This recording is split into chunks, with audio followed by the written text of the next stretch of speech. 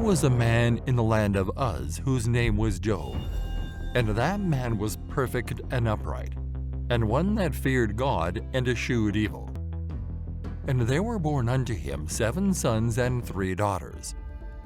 His substance also was 7,000 sheep and 3,000 camels, and 500 yoke of oxen, and 500 she-asses, and a very great household, so that this man was the greatest of all the men of the east.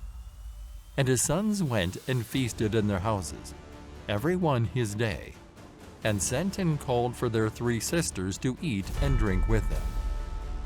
And it was so, when the days of their feasting were gone about, that Job sent and sanctified them, and rose up early in the morning and offered burnt offerings, according to the number of them all. For Job said, "It may be that my sons have sinned, and cursed God in their hearts." Thus did Job continually. Now there was a day when the sons of God came to present themselves before the Lord, and Satan came also among them. And the Lord said unto Satan, "Whence comest thou?" Then Satan answered the Lord and said, "From going to and fro in the earth, and from walking up and down in it." And the Lord said unto Satan, "Hast thou considered my servant Job, that there is none like him in the earth, a perfect and upright man, one that feareth God and escheweth evil?" Then Satan answered the Lord and said, "Doth Job fear God for naught? Hast not thou made an hedge about him, and about his house, and about all that he hath on every side? Thou hast blessed the work of his hands, and his substance is increased in the land. But put forth thine hand now, and touch all that he hath, and he will curse thee to thy face." And the Lord said unto Satan, "Behold, all that he hath is in thy power, only upon himself put not forth thine hand." So Satan went forth from the presence of the Lord. And there was a day when his sons and his daughters were eating and drinking wine in their eldest brother's house. And there came a messenger unto Job and said, "The oxen were plowing and the asses feeding beside them, and the Sabeans fell upon them and took them away. Yea, they have slain the servants with the edge of the sword, and I only am escaped alone to tell thee." While he was yet speaking, there came also another and said, "The fire of God is fallen from heaven, and hath burned up the sheep and the servants and consumed them, and I only am escaped alone to tell thee." While he was yet speaking, there came also another and said, "The Chaldeans made out 3 bands and fell upon the camels, and have carried them away, yea, and slain the servants with the edge of the sword, and I only am escaped alone to tell thee." While he was yet speaking, there came also another and said, "Thy sons and thy daughters were eating and drinking wine in their eldest brother's house. And behold, there came a great wind from the wilderness, and smote the 4 corners of the house, and it fell upon the young men, and they are dead.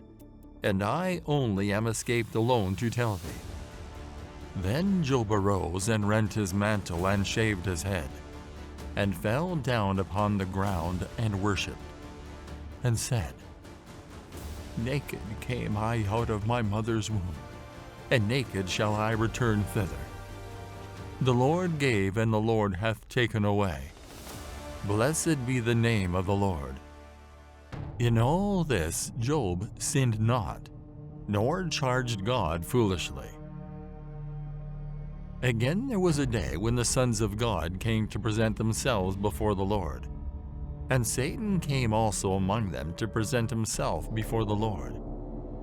And the Lord said unto Satan, "From whence comest thou?" And Satan answered the Lord and said, "From going to and fro in the earth, and from walking up and down in it." And the Lord said unto Satan, "Hast thou considered my servant Job, that there is none like him in the earth, a perfect and upright man, one that feareth God and escheweth evil?" and still he holdeth fast his integrity.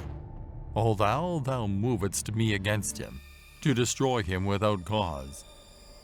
And Satan answered the Lord and said, Skin for skin, yea, all that a man hath will he give for his life.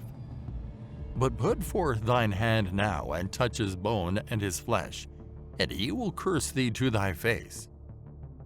And the Lord said unto Satan, Behold, he is in thine hand, but save his life. So went Satan forth from the presence of the Lord, and smote Job with sore boils from the sole of his foot unto his crown. And he took him a potsherd to scrape himself withal, and he sat down among the ashes. Then said his wife unto him, Dost thou still retain thine integrity? Curse God and die. But he said unto her, Thou speakest as one of the foolish women speaketh.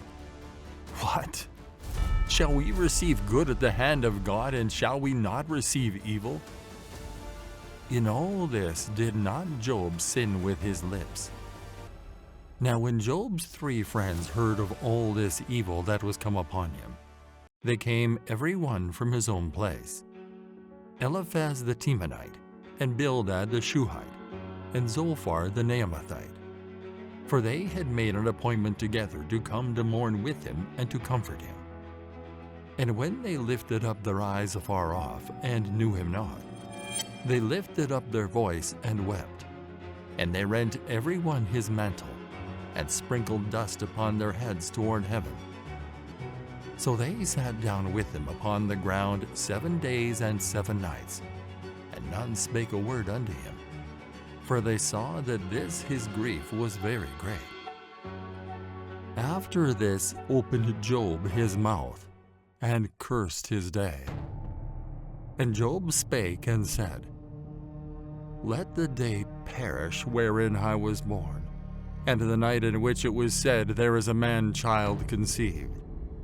Let that day be darkness. Let not God regard it from above, neither let the light shine upon it. Let darkness and the shadow of death stain it. Let a cloud dwell upon it. Let the blackness of the day terrify it. As for that night, let darkness seize upon it. Let it not be joined unto the days of the year. Let it not come into the number of the months. Lo, let that night be solitary. Let no joyful voice come therein. Let them curse it that curse the day, who are ready to raise up their mourning. Let the stars of the twilight thereof be dark. Let it look for light, but have none. Neither let it see the dawning of the day. Because it shut not up the doors of my mother's womb, nor hid sorrow from mine eyes. Why died I not from the womb? Why did I not give up the ghost when I came out of the belly? Why did the knees prevent me, or why the breast that I should suck? For now should I have lain still and been quiet, I should have slept. Then had I been at rest, with kings and counselors of the earth, which built desolate places for themselves, or with princes that had gold, who filled their houses with silver, or as in hidden untimely birth I had not been, as infants which never saw light. There the wicked cease from troubling, and there the weary be at rest. There the prisoners rest together, they hear not the voice of the oppressor.